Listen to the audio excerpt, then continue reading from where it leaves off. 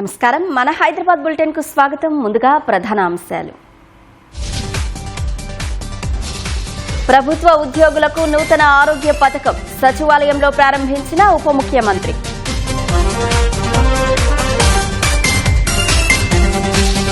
అత్యాధునిక హంగులతో hitech city railway station virtual గా ప్రారంభించిన ప్రధాని మోదీ. ఘట్కేసర్లో అందశ్రీ స్మృతి వనం రేపు భూమి పూజ చేయనున్న ముఖ్యమంత్రి. సరూర్ నగర్లో బీఆర్ఎస్ సభకు అనుమతి శాంతియుతంగా నిర్వహించుకోవాలన్న హైకోర్టు.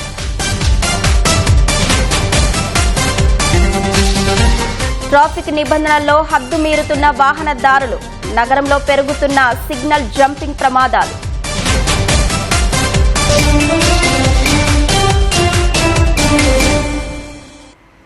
ప్రభుత్వ ఉద్యోగుల కోసం నూతన ఆరోగ్య పథకాన్ని సర్కార్ ప్రారంభించింది. నూతన ఈహెచ్ఎస్ పోర్టల్ను డిప్యూటీ సీఎం భట్టి విక్రమార్క, వైద్యారోగ్య శాఖ మంత్రి దామోదర రాజనరసింహ ప్రారంభించారు. సచివాలయంలో జరిగిన ఈ కార్యక్రమంలో ఉద్యోగ సంఘాల నేతలకు మంత్రులు కొత్త హెల్త్ కార్డులు పంపిణీ చేశారు. ఈ పథకం కింద 886 ఆసుపత్రుల్లో 1816 ప్రొసీజర్లకు నగదు రహిత చికిత్సలు అందించనున్నారు. దీని ద్వారా 8 లక్షల మంది ఉద్యోగులు, పెన్షనర్లు, వారి కుటుంబ సభ్యులకు మేలు జరుగుతుందని సీఎస్ సంజయ్ జాజు చెప్పారు. ఉద్యోగులు, పెన్షనర్ల అభిప్రాయాల మేరకు సమర్థవంతమైన, పారదర్శకమైన పథకాన్ని రూపొందించినట్లు మంత్రి రాజనరసింహ వెల్లడించారు. ప్రీ ఆథరైజేషన్ నుంచి క్లెయిమ్ సెటిల్మెంట్ వరకు మొత్తం ప్రక్రియను పూర్తిగా డిజిటల్ విధానంలో నిర్వహించనున్నట్లు చెప్పారు. ఓపీ సేవల కోసం ప్రస్తుతం తెలంగాణలో 12 వెల్నెస్ సెంటర్లు ఉండగా త్వరలో మరో 24 కేంద్రాలను ఏర్పాటు చేయనున్నట్లు ప్రకటించారు. ఉద్యోగుల ఆరోగ్య భద్రతకు ప్రభుత్వం కట్టుబడి ఉందని డిప్యూటీ సీఎం భట్టి విక్రమార్క తెలిపారు. బీఆర్ఎస్ 10 ఏళ్ల పాలనలో ఉద్యోగులకు ఆరోగ్య కార్డులు ఇవ్వలేదని మండిపడ్డారు. వేల కోట్ల బిల్లులు పెండింగ్ పెడితే తాము చెల్లిస్తున్నామని మంత్రి తెలిపారు. టీఆర్ఎస్ ప్రభుత్వంలో ఈ హెల్త్ స్కీమ్ ఎప్పటి నుంచో కోరుతూనే ఉన్నారు. 10 సంవత్సరాలు ఈ స్కీమ్ ఇవ్వలేదు. ఉద్యోగస్తులకి అందుబాటులో ఉన్నటువంటి పెండింగ్ మెడికల్ బిల్స్ కూడా క్లియర్ చేయకుండా పెండింగ్ పెట్టిపోయి భవిష్యత్తులో ఎటువంటి ఆందోళన లేకుండా, ఎటువంటి అనారోగ్య పరిస్థితి ఏర్పడినా నాకు ఈ రాష్ట్ర ప్రభుత్వం తరఫున నా వైద్య నిమిత్తం అయ్యే ఖర్చు మొత్తాన్ని కూడా ఈ ప్రభుత్వం ట్రస్ట్ ద్వారా చెల్లిస్తుంది. కాబట్టి నేను ఎక్కడ ఆందోళన చెందాల్సినటువంటి అవసరం లేదని ఒక నమ్మకం, ధైర్యం దీని ద్వారా ఏర్పడుతుందని చెప్పడానికి నేను చాలా సంతోషిస్తా ఉన్నాను. మనందరికీ ఇది ఒక మైల్ స్టోన్, ఇది ఒక మంచి ఆలోచన. ఎంపానల్డ్ హాస్పిటల్స్, ఐపీకి సంబంధించిన అన్లిమిటెడ్ ఎక్స్పెండిచర్, సిజిఎస్ రేట్స్ అదంతా ఒకెత్త అయితే ఓపీకి సంబంధించి 12 వెల్నెస్ సెంటర్స్ ప్రతి నెల ఒక్కొక్క వెల్నెస్ సెంటర్ సంబంధించి కనీసం 2 కోట్ల రూపాయలు వెచ్చిస్తున్నాం. రాబోయే కాలంలో ఇంకొక 24 వెల్నెస్ సెంటర్లు యావత్ తెలంగాణలో స్థాపించబోతున్నాం. అమృత్ భారత్ పథకంలో భాగంగా ఆధునీకరించిన హైటెక్ సిటీ రైల్వే స్టేషన్ను ప్రధాని నరేంద్ర మోదీ ప్రారంభించారు. పంజాబ్లో జలంధర్ కంటోన్మెంట్ రైల్వే స్టేషన్ నుంచి మోదీ దేశవ్యాప్తంగా 75 ఆధునీకరించిన రైల్వే స్టేషన్ల ప్రారంభోత్సవం చేశారు. దేశంలోని 1300 స్టేషన్లను కేంద్రం ప్రపంచ స్థాయి వసతులతో ఆధునీకరిస్తోంది. ఇందులో భాగంగానే హైటెక్ సిటీ రైల్వే స్టేషన్ అత్యాధునిక సౌకర్యాలతో ముస్తాబు చేసింది. Hitech city, Gachibowli financial district, IT కారిడార్కు సమీపంలో ఉన్న ఈ స్టేషన్ నుంచి నిత్యం వేలాది మంది రాకపోకలు సాగిస్తుంటారు. ప్రయాణికుల సౌకర్యార్థం స్టేషన్ను 26 కోట్ల వ్యయంతో అభివృద్ధి చేసింది. 12 మీటర్ల వెడల్పుతో కొత్త foot over bridge, waiting hall, కొత్త స్టేషన్ భవనం సహా ఈవీ ఛార్జింగ్ పాయింట్స్ వంటి ఆధునిక సౌకర్యాలు ప్రయాణికులకు అందుబాటులోకి వచ్చాయి.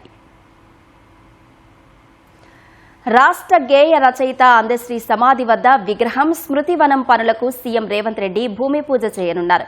ఈ మేరకు సీఎం రేపు ఘట్కేసర్ వెళ్లనున్నారు. ఇందుకు సంబంధించి అధికారులు ఏర్పాట్లు చేస్తున్నారు. ఓఆర్ఆర్ పక్కన అందశ్రీ స్మృతివనం ఏర్పాటుకు ప్రభుత్వం నిర్ణయించింది. ఇందుకోసం 22 గుంటల భూమి కేటాయించింది.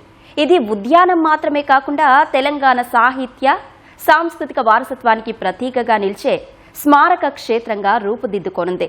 స్మృతివనం కోసం ఆర్ఎండ్బి శాఖ 4 కోట్ల రూపాయల అంచనా వ్యయంతో ప్రణాళిక సిద్ధం చేసింది. సీఎం పర్యటనకు సంబంధించిన ఏర్పాట్లను కాంగ్రెస్ నేతలు పరిశీలించారు. అసెంబ్లీ ఎన్నికలప్పుడు కాంగ్రెస్ ఇచ్చిన హామీల అమల్లో వైఫల్యాన్ని ఎత్తి చూపేందుకు బీఆర్ఎస్ తలపెట్టిన సరూర్ నగర్ స్టేడియంలో యువ సంగ్రామ సదస్సుకు హైకోర్టు అనుమతి ఇచ్చింది. పార్టీ యువజన విద్యార్థి విభాగాల ఆధ్వర్యంలో ఏర్పాటు చేసిన రేపటి సదస్సుకు పోలీసులు తొలుత అనుమతి ఇవ్వలేదు. దీంతో బీఆర్ఎస్ లంచ్ మోషన్ పిటిషన్ దాఖలు చేయగా హైకోర్టు విచారణ చేపట్టింది. సదస్సు నిర్వహిస్తే శాంతి భద్రతల సమస్య తలెత్తుతుందని, ఇంటెలిజెన్స్ రిపోర్టు ఉందని న్యాయస్థానానికి హోంశాఖ జీపీ తెలిపారు. సదస్సు నిర్వహించే ప్రాంతంలో పార్కింగ్కు ఏర్పాట్లు లేవని పేర్కొన్నారు. అయితే 17 రోజుల క్రితం దరఖాస్తు చేసుకుంటే ఎందుకు నిర్ణయం తీసుకోలేదని హోంశాఖ జీపీని హైకోర్టు ప్రశ్నించింది. ఏదైనా సమస్య ఉంటే దరఖాస్తుదారులకు ఎందుకు సమాచారం ఇవ్వలేదని నిలదీసింది. అనంతరం ఇరువైపులా వాదనలు విన్న న్యాయస్థానం బీఆర్ఎస్ సదస్సుకు షరతులతో కూడిన అనుమతులు మంజూరు చేసింది. శాంతియుతంగా సదస్సు నిర్వహించుకోవాలని ఆదేశించింది. రహదారుల దిగ్బంధం, రెచ్చగొట్టే విధానం ఉండొద్దని బీఆర్ఎస్కు హైకోర్టు సూచించింది. సర్ ప్రక్రియ గడువుతో సంబంధం లేకుండా ఎన్యూమరేషన్ పత్రాలను సమర్పించాలని ఓటర్లకు రాష్ట్ర ఎన్నికల అధికారి సుదర్శన్ రెడ్డి సూచించారు. పటాన్చెరు నియోజకవర్గంలో సర్ ప్రక్రియను జిల్లా కలెక్టర్ ప్రతీక్ జైన్తో కలిసి ఆయన పరిశీలించారు. సర్ శిబిరాల్లో బీఎల్ఓల పనితీరును పరిశీలించిన ఆయన ప్రక్రియను ఎలా కొనసాగుతుందో వారిని అడిగి తెలుసుకున్నారు.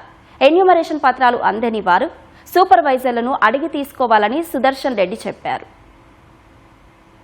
మన రాష్ట్రం తీసుకుంటే ఇప్పుడు 60% వరకు మొత్తం డిజిటైజేషన్ అంటాము. వాళ్ళ పేర్లు తీసుకొని కంప్యూటర్లో ఎక్కించుకున్నారు. డిజిటైజేషన్ 60% వరకు పూర్తయింది.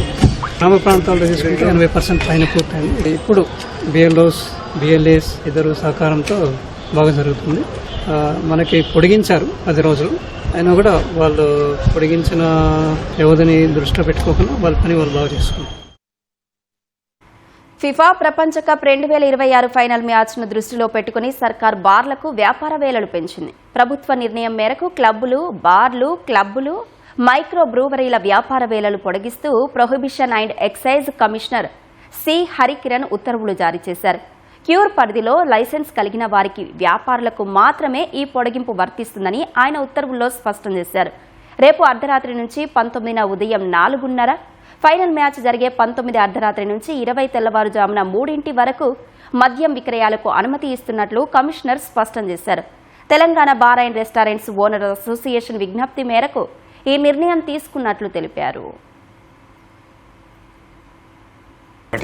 ఉప్పల్ భగాయత్ ఫేజ్ 2 ట్రాఫిక్ కష్టాలతో సతమతమవుతోంది. ఓవైపు ఉప్పల్ నార్లపల్లి ఎలివేటెడ్ కారిడార్ పనులతో వాహనాలు మళ్లింపుతో రద్దీ పెరగ్గా, మరోవైపు ప్రధాన రహదారిపై గణేష్ విగ్రహాల విక్రయాల వల్ల మరిన్ని ట్రాఫిక్ సమస్యలు ఎదుర్కొంటోంది.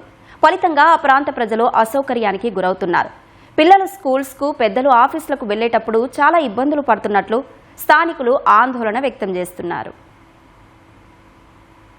ఉప్పల్ భగాయత్ ఫేజ్ 2 ప్రధాన రహదారి గుండా వేలాది మంది వాహనదారులు ప్రయాణిస్తూ ఉంటారు.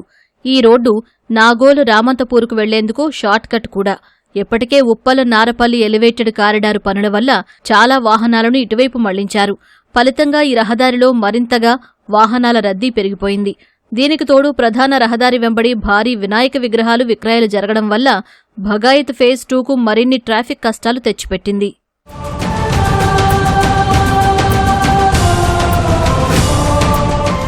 ఏటా వినాయక చవితి సందర్భంగా ప్రధాన రహదారి వెంబడి గణేష్ విగ్రహాల తయారీ, విక్రయాలకు అధికారులు అనుమతులు ఇస్తున్నారు.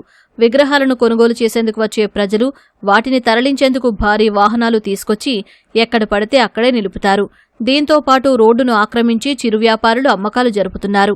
ఫలితంగా ఈ ప్రాంతంలో ట్రాఫిక్ జామ్ ఏర్పడుతోందని స్థానికులు ఆవేదన వ్యక్తం చేస్తున్నారు. ఈ విగ్రహాలు ఈ మెయిన్ రోడ్ లో పెట్టకుండా బ్లూ ప్రోవిన్స్ లో పెట్టుకుంటే చాలా బాగుంటుందండి. ఈ నాగోల్ నుంచి ఈ రామంతపూర్ గానీ అంబర్పేట గానీ వెళ్ళే ఇది మెయిన్ రోడ్. ఇది ఇక్కడ చాలా ట్రాఫిక్ ఎక్కువగా ఉంటుంది. ఈ మెయిన్ రోడ్ మీద పెడితే ట్రాఫిక్ చాలా ఇబ్బంది పడతారు. పబ్లిక్ ఎవరన్నా రామంతపూర్ వెళ్ళినా షార్ట్ కట్ గా ఇది వాడతారు. ఇండస్ట్రియల్ ఏరియా ఉంది, దానివల్ల పెద్ద ట్రక్స్ మూవ్మెంట్ కూడా ఇక్కడ ఉంటది. సో మా విన్నపం ఏంటంటే ఈ లైన్ లో విగ్రహాలు పెట్టకుండా మన శిల్పారామం లైన్ లకు మారిస్తే మాకు ఎంతో సహాయం చేసిన వాళ్ళు అవుతారు. దీనివల్ల మా పిల్లలు స్కూల్కి వెళ్ళేటప్పుడు ఇబ్బంది, మా ఫ్యామిలీస్ వెళ్తుంటే ఇబ్బంది. దీనివల్ల ఏంటంటే ట్రాఫిక్ మూవ్మెంట్ అనేది లేదు. సో మా చిన్న రిక్వెస్ట్ ఏంటంటే జిహెచ్ఎంసీ వారికి ఈసారి పర్మిషన్ ఇస్తే మాట ఇవ్వండి. విగ్రహాలు అమ్మట్లో మాకేం ఇబ్బంది లేదు, కానీ కొంచెం ప్రజలకు ఇబ్బంది లేకుండా ఇవ్వమని మేము కోరుతున్నాం. గణేష్ విగ్రహాల విక్రయాలు పూర్తయ్యాక పగిలిన అమ్ముడుపోని పీఓపీ విగ్రహాలను ప్రధాన రహదారిపైనే చెత్తకుప్పల వద్దనే వదిలేస్తున్నారని స్థానికులు చెబుతున్నారు.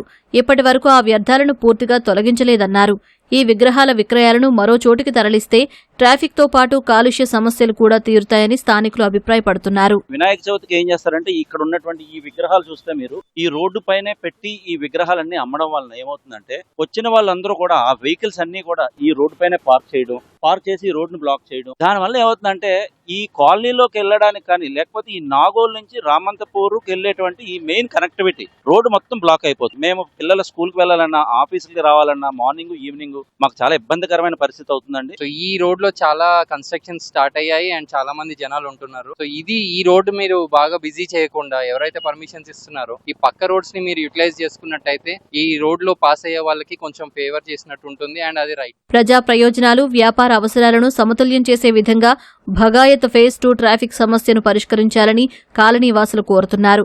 ప్రధాన రహదారిపై విగ్రహాల విక్రయాలకు అనుమతి నిరాకరించి ప్రత్యామ్నాయ మార్గాల్లోకి మళ్లించాలని అధికారులకు విజ్ఞప్తి చేస్తున్నారు. షేక్పేట డివిజన్లో మురుగునీటి వ్యవస్థ అస్తవ్యస్తంగా మారింది. ఓయూ కాలనీ, దత్తాత్రేయ నగర్, వినాయక నగర్, మారుతీనగర్, బాలాజీనగర్, వినోబానగర్, సీతానగర్ బస్తీ, ద్వారకానగర్ కాలనీలు రోడ్లపై మురుగునీరు పారుతోంది. దుర్వాసన వల్ల అటువైపు వెళ్లలేని పరిస్థితి ఉంది. ఫలితంగా వాహనదారులు, విద్యార్థులు, ఉద్యోగులు తీవ్ర ఇబ్బందులు ఎదుర్కొంటున్నారు. సీవరేజ్ బోర్డు అధికారులకు ఫిర్యాదు చేస్తే పూడిక తీసి సరిపెడుతున్నారు, కానీ శాశ్వతంగా సమస్యను పరిష్కరించడం లేదని స్థానికులు వాపోతున్నారు.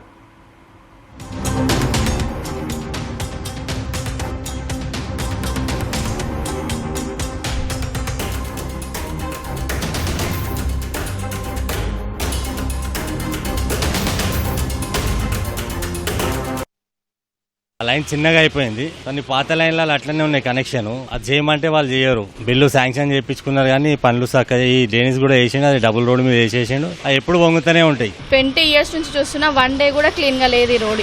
ఈ లైన్ మొత్తం ఇంతే డ్రైనేజ్ ప్రాబ్లమే ఉంది. దాంతో మా పిల్లలు మొత్తం హెల్త్ ఇష్యూస్ కూడా అవుతున్నాయి. చాలా ఇంట్లో దాకా కూడా వచ్చేస్తున్నాయి. మెయిన్ రోడ్ డ్రైనేజ్ నిండి ఇంట్లో డ్రైనేజ్ వాటర్ కూడా లీక్ అయిపోతున్నాయి మొత్తం. మా ఇంట్లో ప్రాబ్లం లేకున్నా ఈ రోడ్ వల్లనే ఇంతగానం ప్రాబ్లం అవుతుంది. ఇదే వాసనకు మోరు నీళ్లకు దోమలంటే దోమలు మాకు భీమలు వస్తున్నాయి. ఏం చేయాలి? వాళ్ళు చెప్పినా కొద్ది చేస్తుండ్రు, మళ్ళీ తెల్లారాగు ఎట్లా నిండుతుంది. నిండనే చేసిపోయిండ్రు. ఎప్పుడు చూసినా అవి మోరీలు నీళ్ళు పోవడము, పిల్లలు అక్కడనే ఆడడము, దానివల్ల ఇన్ఫెక్షన్, వాసన చాలా ఇబ్బంది అవుతుంది. అసలు ఎన్నిసార్లు క్లీన్ చేయించినా కానీ మళ్ళీ సేమ్ అదే ప్రాబ్లం అవుతుంది. సో ప్లీజ్ నా రిక్వెస్ట్ ఏంది, ఏదైనా స్ట్రిక్ట్ గా యాక్షన్ తీసుకొని కొద్దిగా రోడ్లు కానీ మోరీలు కానీ పర్మనెంట్ సొల్యూషన్ ఇస్తే బాగుంటుందని. నగరంలో రోజురోజుకి కబ్జాకోరుల భూదాహానికి అంతు లేకుండా పోతుంది. ఖాళీ స్థలం కనిపిస్తే చాలు తప్పుడు పత్రాలు సృష్టించి ఆ భూమిని సొంతం చేసుకుంటున్నారు. ఈ జాబితాలోకి బోడుపల్ సర్కిల్లోని పార్కు చేరిపోయింది. చంగిచెర్లలోని క్రెసెంట్ కాలనీలో సర్వే నెంబర్ 139లో లేఅవుట్ చేసిన సమయంలో 1360 గజాల స్థలాన్ని పార్కు కోసం అధికారులు కేటాయించారు. ఇటీవల కొందరు పార్కు స్థలాన్ని కబ్జా చేశారు. కోట్ల రూపాయల విలువైన పార్కు స్థలాన్ని రక్షించాలని కాలనీవాసులు ఆందోళనకు దిగారు. అధికారులు స్పందించి తమకు న్యాయం చేయాలని డిమాండ్ చేస్తున్నారు.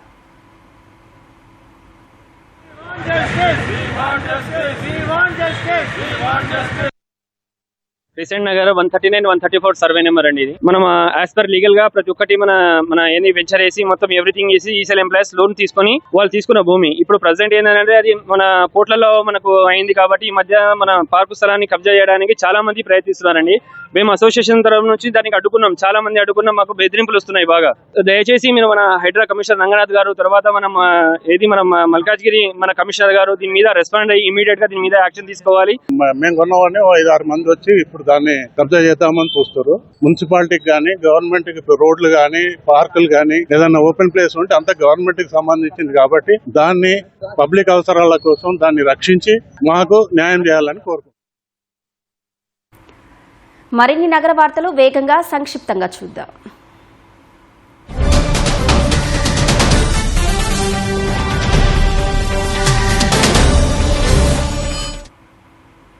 బల్కంపేట ఎల్లమ్మ వారి కళ్యాణానికి వచ్చే భక్తులకు ఎలాంటి ఇబ్బందులు లేకుండా ఏర్పాట్లు చేయాలని ఆలయ అధికారులను ఎమ్మెల్యే తలసాని శ్రీనివాస్ యాదవ్ కోరారు.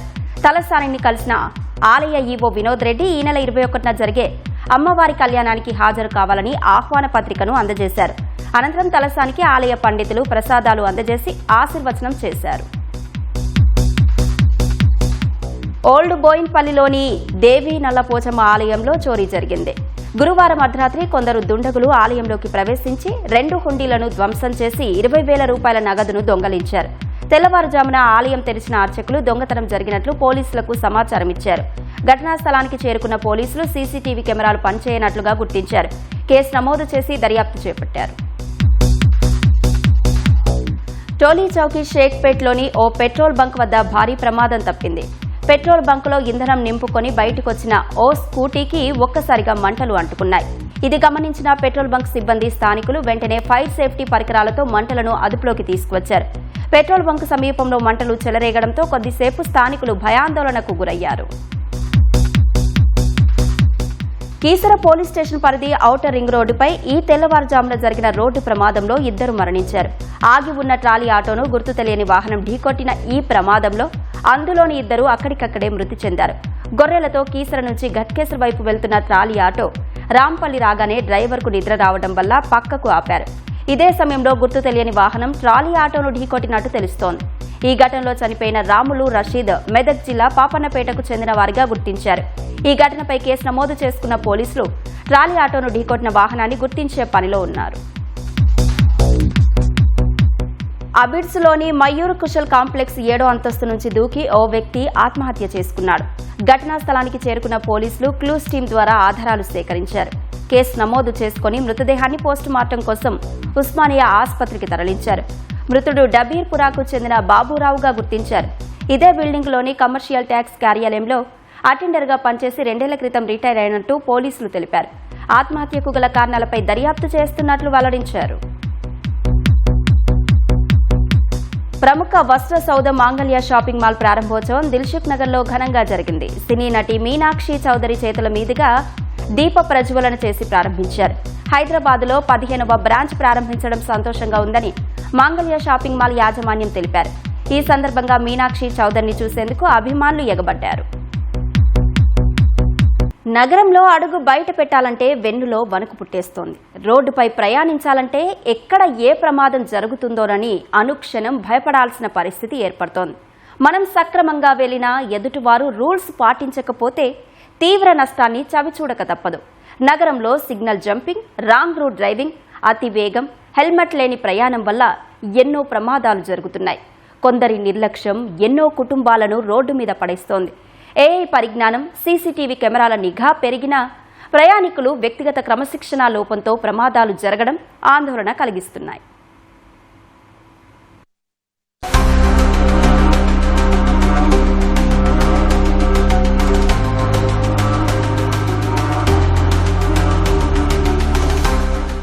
ఉదయం అయితే చాలు సమయానికి ఆఫీసులకు, గమ్యస్థానాలకు చేరుకోవాలని నగర రోడ్లపైన అందరూ బిజీగా వెళ్తుంటారు. ఆఫీస్కు లేట్ అయితే బాస్ తిడతారనో, స్కూల్కి ఆలస్యమైతే టీచర్ కోప్పడతారనో హడావిడిగా వెళ్తుంటాం. ఆ సమయంలో సిగ్నల్ ను పట్టించుకో, హెల్మెట్ పెట్టుకున్నామా అనేది గుర్తుండదు, రూల్స్ పాటిస్తున్నామా అనే విషయాలను మర్చిపోతాం. తిరిగి సాయంత్రం వేళల్లో కూడా అదే తొందరపాటు. అలా చాలా మంది ట్రాఫిక్ నిబంధనలు అతిక్రమిస్తూ ప్రాణాలు పోగొట్టుకుంటున్నారు. నిబంధనలు పాటిస్తూ సక్రమంగా వెళ్లే వారిని సైతం కొందరు సిగ్నల్ జంప్ చేస్తూ మితిమీరిన వేగంతో వాహనాలు నడుపుతూ ఇతరుల ప్రాణాలు తీసేస్తున్నారు. 3 కమిషనరేట్ల పరిధిలో రూల్స్ ఉల్లంఘిస్తూ ప్రమాదాలు సృష్టిస్తూ రోడ్లన్నీ రక్తసిక్తం చేస్తున్నారు.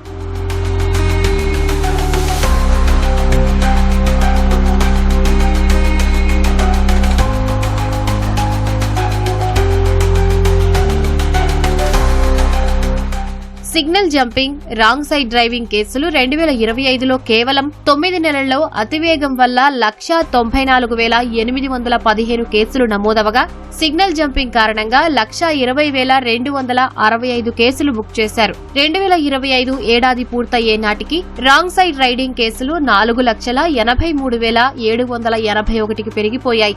నగర వ్యాప్తంగా రోజుకు 20,000 చలానాలు పడగా, వాటిలో రాంగ్ రూట్ ప్రయాణాలు, సిగ్నల్ జంపింగ్లే ఎక్కువగా ఉన్నట్లు పోలీసులు చెప్పారు. 2025లో రాంగ్ సైడ్ రైడింగ్, ట్రాఫిక్ ఉల్లంఘనలు 4,33,000 కేసులు నమోదు కాగా, సైబరాబాద్ పరిధిలో 2,17,000కు పైగా కేసులు నమోదయ్యాయి. యూటర్న్లు చాలా దూరంగా ఉండడం వల్ల ప్రజలు రాంగ్ రూట్ ప్రయాణాలు చేస్తూ ప్రమాదాలు కొని తెచ్చుకుంటున్నట్లు పోలీసులు చెబుతున్నారు. నగర వ్యాప్తంగా 2025లో మొత్తం 1,03,00,000 చలాన్లు జారీ అయితే, ఒక్క సిగ్నల్ జంపింగ్ లో మాత్రమే 3 లక్షలకు పైగా కేసులు నమోదయ్యాయని పోలీసు నివేదికలు వెల్లడించారు. యాక్సిడెంట్ జరగడానికి చాలా రీజన్స్: స్పీడ్, హెల్మెట్ లేకపోవడం, 2 వీలర్స్ అయితే హెల్మెట్ లేకపోవడం, అండ్ హైవేస్లో అయితే 4-వీలర్స్ సీట్ బెల్ట్ పెట్టుకోకపోవడం, రూల్స్ పాటించకపోవడం. సిగ్నల్స్ పాటించాలి, మనము పెడెస్ట్రియన్కి ఇంపార్టెన్స్ ఇవ్వాలి అండ్ లేన్ డిసిప్లిన్ ఉండాలి, ఓవర్టేకింగ్ చేయకూడదు, క్రిస్ క్రాస్ డ్రైవింగ్ ఉండకూడదు. ఇవన్నీ కూడా యాక్సిడెంట్స్కి కారణాలే అవుతాయి. హైదరాబాద్ పరిధిలో అత్యధికంగా 61 ప్రాంతాల్లో రాంగ్ రూట్ డ్రైవింగ్ చేస్తున్నట్లు పోలీసులు గుర్తించారు. One way, signals, U-turns, flyover కింద నో ఎంట్రీ రూట్ లో ఎక్కువగా రాంగ్ రూట్ డ్రైవింగ్ చేస్తున్నట్లు గుర్తించారు. హడావుడి ప్రయాణాలతో ప్రమాదాలకు ఆస్కారం ఎక్కువగా ఉంటుందని పోలీసులు చెబుతున్నారు. స్పెషల్ డ్రైవ్స్ నిర్వహించిన ప్రతిసారి ఒక్కరోజే వేలాది వాహనదారులు చలానాలు కడుతున్నట్లు చెప్పారు. సెల్ ఫోన్ మాట్లాడుతూ వాహనాలు నడిపేటప్పుడు వారిలో ఏకాగ్రత లోపించి ప్రమాదాలు కొని తెచ్చుకుంటున్నారని పోలీసులు చెబుతున్నారు. మన హైదరాబాద్ నగరంలో ప్రమాదాలు ఎక్కువ ఎందుకు జరుగుతున్న కారణాలు అంటే ట్రాఫిక్ నిబంధనలను పాటించకపోవడం వల్ల. ఈ జంక్షన్స్ దగ్గర చాలామంది ఏం చేస్తుంటారంటే సిగ్నల్స్ ఉంటాయి. ఆ జంక్షన్ దగ్గర మనం రెడ్ సిగ్నల్ పడినప్పుడు మనం ఆగాలి, అదేవిధంగా గ్రీన్ సిగ్నల్ పడినప్పుడు మనం వెళ్ళాలి. ఈ రెండింటి మధ్యలో ఇంటర్మీడియట్ మనకి యాంబర్ లైట్ ఉంటుంది, అది మనకి అలర్ట్ చేస్తుంది. అది పడుతుంది అంటేనే మనం ఆటోమేటిక్గా మనం స్టాప్ కావాలి. నెక్స్ట్ ఎవరైతే గ్రీన్ వచ్చిందో వాళ్ళు వెళ్తారు. కానీ చాలామంది అంటే ఈ ట్రాఫిక్ నిబంధనలు పాటించరు. అదేవిధంగా హెల్మెట్ కూడా చాలామంది పెట్టుకోరు. హెల్మెట్ పెట్టుకోవడం వల్ల మేము అనేది ఏదో ఫైన్స్ వేస్తామని కాదు, మీరు దయచేసి హెల్మెట్ పెట్టుకున్నట్టయితే మీరు ప్రమాదానికి ఇవ్వడం జరిగినా కానీ మీకు కొంచెం ప్రొటెక్షన్ దొరుకుతుంది. దయచేసి అందరూ కూడా ఏదో ఫైన్స్ వేస్తారు పోలీసు వారు అని కాకుండా మీరు మీ ప్రాణం రక్షణ చేసుకుంటే బాగుంటుంది. ఎందుకంటే మీ మీద డిపెండ్ అయిన కుటుంబ సభ్యులు ఉంటారు. రహదారిపై ప్రయాణించేటప్పుడు స్వీయ క్రమశిక్షణతో ట్రాఫిక్ నిబంధనలు పాటిస్తే ప్రమాదాలను నివారించవచ్చునని పోలీసులు చెబుతున్నారు.